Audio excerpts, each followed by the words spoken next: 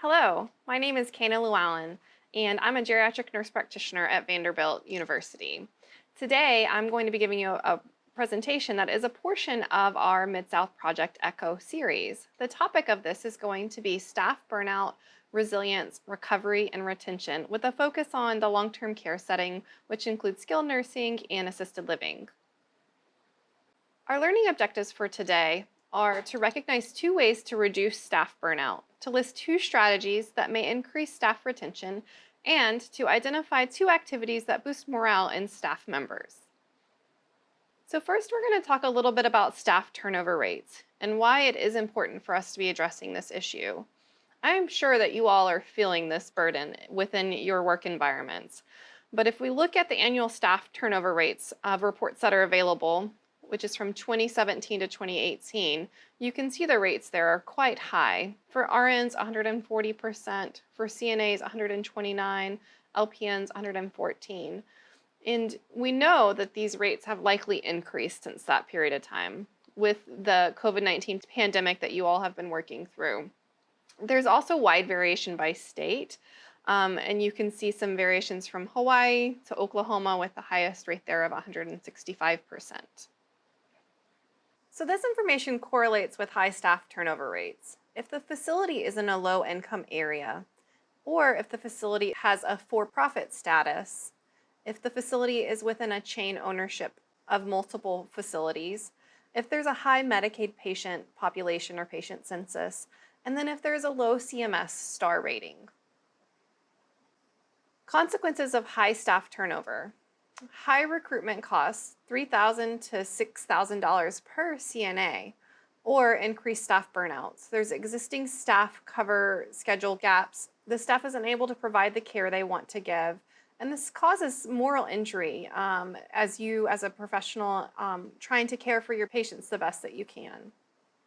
So how do we lower staff turnover rates? Well, there's some opportunities here that we can improve on. We can provide better staff training. We can promote senior staff into training roles. We can develop a buddy system for new staff to help support them in their new position. And then increasing staff pay could help significantly. There's some big challenges and barriers here. And one of those is that Medicaid is the dominant payer for nursing home services. Also providing staff empowerment with recognition and acknowledging everyone as an important team member. There's a study that looked at CNAs in a survey in 2016 that evaluated based on responses from nursing home administrators. And what that study found is that facilities with a high CNA empowerment score had 64% greater likelihood for retention than those that did not.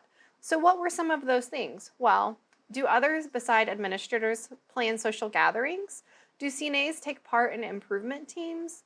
Does your nursing home give bonuses or rewards for higher education or training? And do CNAs know when a resident's care is changed? All of these can empower CNAs to feel better about the position that they have and to likely have a higher chance of staying with the facility.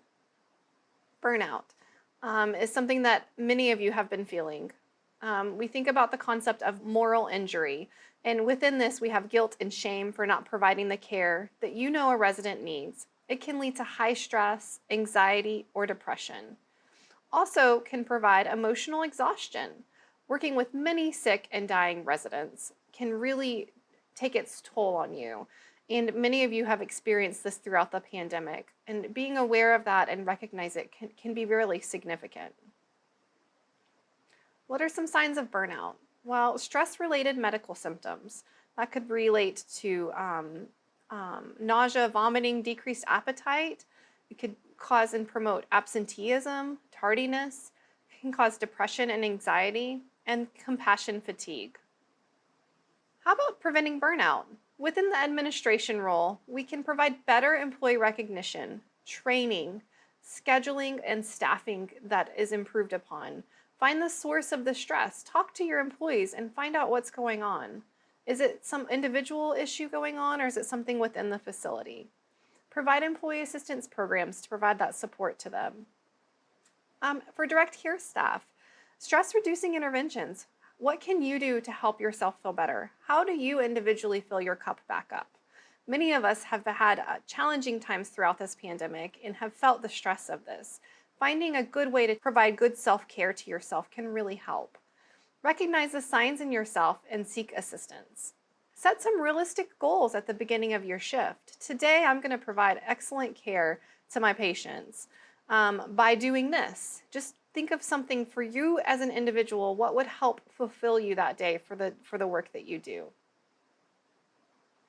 I'm going to pause here and just give you the opportunity to think of some ideas that you think might help and promote this, to reduce your stress, to reduce the burden that you feel.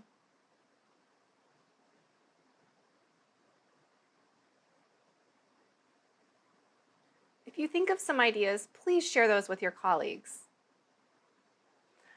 Staff retainment. This is a really important thing. We want to develop communities of people that we enjoy working with, that enjoy taking care of the residents that you care for. So why do staff leave? Well, a lack of opportunity for advancement is a big factor. Inadequate benefits, unfair work policies, hard work, hostile work environments, and low pay. That trifecta is just really significant, and people aren't going to stay around if they aren't supported in their role or if the work environment is not comfortable for them. Workplace incivility. Is there bullying? Is there withholding of information to the staff? Is there rudeness, passive-aggressive behaviors, gossiping, breaking confidence, and scapegoating? All of these things are going to make people not want to stay around. So why do they stay? Well, work environment. Staff remain on the job when they feel valued, when they have adequate training, when they get the chance to know the residents' likes, dislikes, personality, and preferences. You all know how challenging it can be to come on a shift and not know anything about the residents you're caring for. And when you have to do that over and over again, it really can cause your job to be really hard. So the better we can provide that information to you, the better you can care for those patients, and the more likely you'll enjoy your job and stay in the position you're at. And of course, adequate staffing. Improving staff retention. We think about administration and their role and what can they do. Again, provide adequate training. Set facility goals. How can we do this? Celebrate small wins.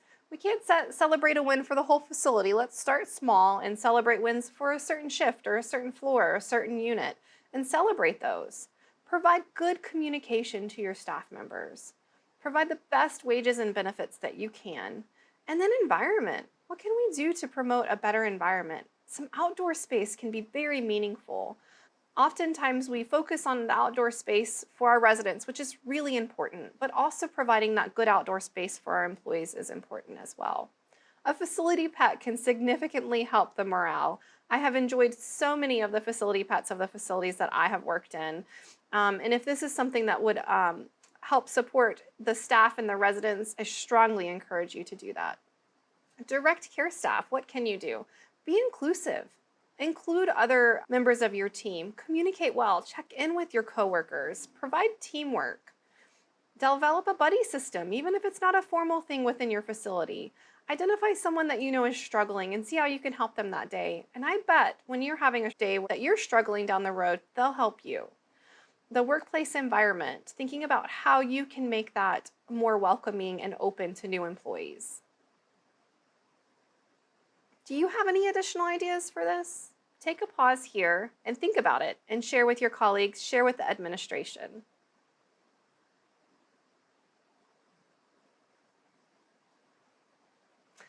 So, boosting staff morale. A colleague of mine and I have enjoyed seeing what other facilities and communities have done throughout the pandemic to help with this. We had to change significantly how we communicated and interacted with our patients to provide them activities. This one particular facility had some very entertaining games that they played and activities that they provided. You can see there in the middle, the residents have Nerf guns that they're shooting at the employees who are dressed up as deer and amongst trees that are just Christmas trees that are likely available. So some fun things that the staff will enjoy, but also the residents will enjoy. You all are very creative, and I know that you can identify activities that would be great to boost morale for all of you at your facilities.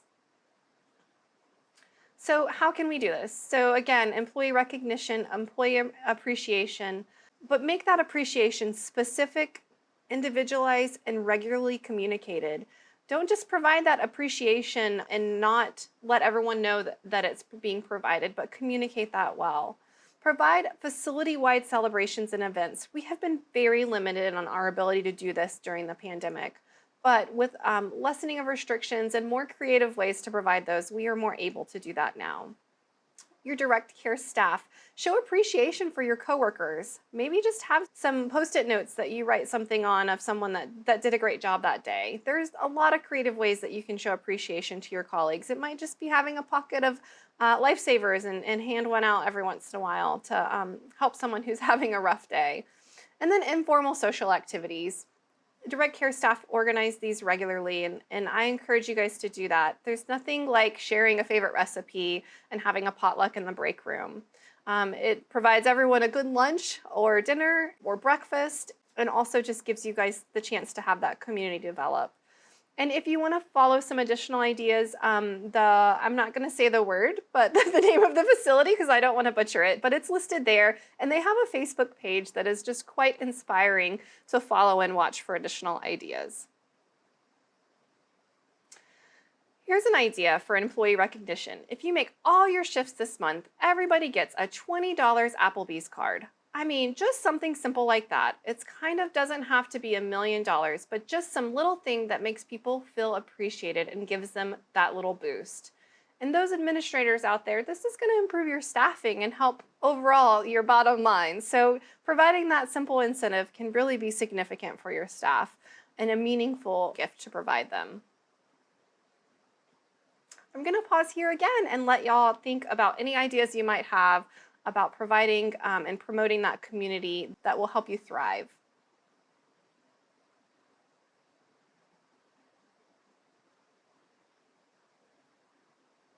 Okay, resilience. Wow, this is hard. This is a hard topic to get down to. We've talked about a lot of hard things today. But it's important for us to think about moving forward. And how can we do that without additional support? Well, it's great to say that there are some things that are being put in place to help support you and your communities. The American Rescue Plan Act is providing states with funds for direct care workers to provide wages, bonuses, and benefits. And then also within our state of Tennessee, Governor Lee has pledged some stimulus funds to support enhancing direct care workforce. And in doing this, it will be through training sessions and then also by increasing wages. Also, promoting resilience with some free resources. The National Nursing Home COVID Action Network has small group training and mentorship.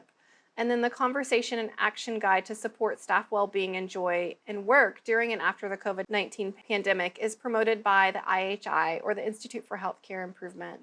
It provides leadership strategies to improve healthcare workers' joy in work.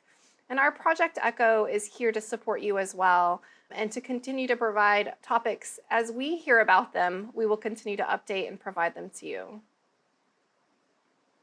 Additional free resources: dementia caregiving training that we have available through our Mid-South Project Echo. Just let us know if you need that additional content. And then also age-friendly health systems. There's a network of support, and they follow the 4Ms framework as well. And it's really comprehensive and can be really helpful and a great resource that is free and available to you. We want to thank you for taking the time to watch this seminar, and we look forward to sharing more content with you.